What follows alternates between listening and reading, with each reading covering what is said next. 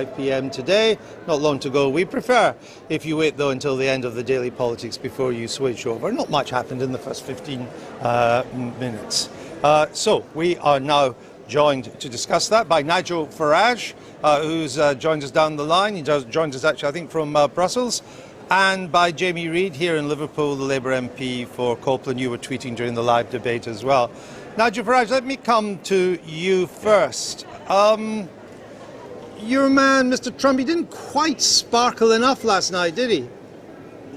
I think what we saw was unsurprising. Hillary, very much a professional politician, trained, scripted, good poise, no question about that, but very little warmth. And Donald Trump, the non-professional politician who perhaps not used to this format, did in the early part, I thought, the first third of the debate on the economics, put out some really good positive stuff. Overall, the commentators will say it was Hillary that edged it marginally. The real question is, did that debate last night change the minds of any undecided voters? And I would say no. I would say in 10 years' time, 20 years' time, we will not remember a single exchange from last night's debate, and we've got Louisiana and Vegas to come. Jamie Reid, how do you think Hillary Clinton did? I thought she was excellent last night. I thought going into the debate, she was clearly characterised as being almost sterile, difficult to like, robotic. And I think she came across in a very warm, I have to say confident, even, dare I say it, at times fairly sassy way last night. These emails continue to haunt her, don't they, though? And Donald Trump just threw it at, when they were arguing about his tax return, he just threw the emails. Indeed, he said, I'll show you my tax return if you show me the 30,000 deleted emails. Yeah, absolutely. They still haunt her, don't they? They do haunt her. That's the nature of, I think, American politics in particular. Both candidates have long histories in and outside of politics.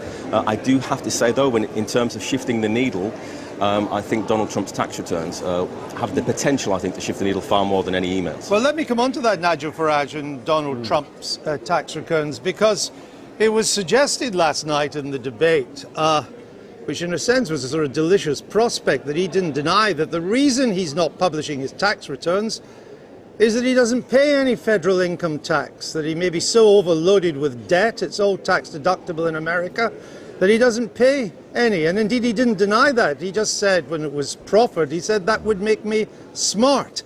Not really credible for a multi-billionaire to pay no federal tax, is it?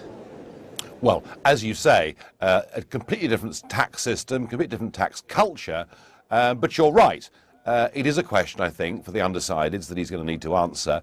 I would suggest what he needs to do is to point out, age 70, how much tax he's paid over the course of the last 50 years, not what he paid last year. And as you say, companies have up years, down years, borrowings. He needs to answer back. And that was the one point I thought that Hillary made that did put him on the back foot, as indeed the email question she can't answer.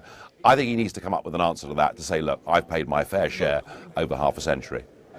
You're the only British politician, I think, that has shared a platform with him in this particular presidential round. So are you telling him today that he should publish some tax returns? Is that your advice? No, my advice is he needs to deal with that question that Hillary put last night. And as I say, he can show... Except showing us the tax return. Well, he has said very clearly, I will show you mine if you will show me yours. So if Hillary publishes the she's already published her tax returns, Mr. Farage. Yeah. Both her and Bill Clinton have published their tax returns. Yeah, but the point that was made is that there is still this incredible secrecy around these emails. Look, these arguments, Andrew, these arguments will go back and forth. I think what is more interesting is when we get to Louisiana, then the debate will move on to immigration, open borders and terrorism, and that, I think, either way, will probably be the game changer for this presidential election. Isn't one of them, not one, but perhaps Mrs. Clinton's biggest problem is that in an America which is increasingly, you've been in Mississippi, I think, recently, and so you will know there is an anti-establishment mood, Jamie Reid, in America. There's also an anti-politician mood in America as well. And there's an anti-continuity. And Mrs. Clinton represents the establishment, the political establishment and continuity. I think that's true. I think I would expect to see those charges levelled against the Clinton campaign from now until polling day in November. But where Nigel's completely wrong, and I think this feeds in to the point that you're making, Andrew, is that it's absolutely de rigueur that every presidential candidate submits their tax return to the American people to see. And also, if we're really saying, in the midst of the worst economic crash since the the Great Depression, that it's all right for a US presidential candidate not to pay taxes in that period, well, I think that destroys all of the charges about not wanting a continuity candidate, not wanting politics as usual, because I think that really does demonstrate a cavalier attitude towards public office. Did you believe Mr. Trump, Nigel Farage, when he claimed that he had what's known as the birther controversy in America, this argument over whether Mr. Obama was actually born in America? Now, I say argument, but of course the facts are pretty much overwhelming, if not really unanimous, that of course he was born in America.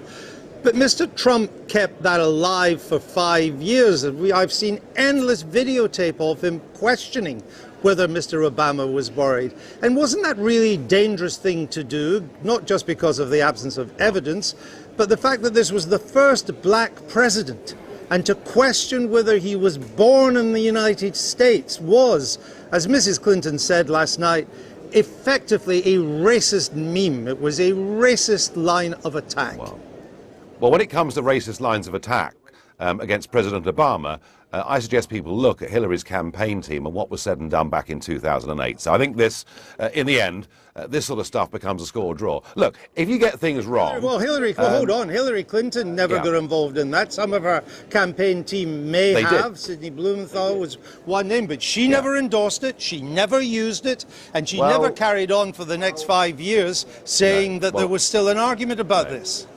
Well, as I've learnt myself, if employees or people in your campaign team say and do inappropriate things, what you have to do is act, and there was no evidence that she did. Look, on this birther stuff, all right, clearly Trump was wrong, and so the dangerous thing for him would have been to maintain that line. He's changed his position on it utterly sensibly. Look, ultimately, these arguments about the failings, the personal failings of either candidate will go back and forth.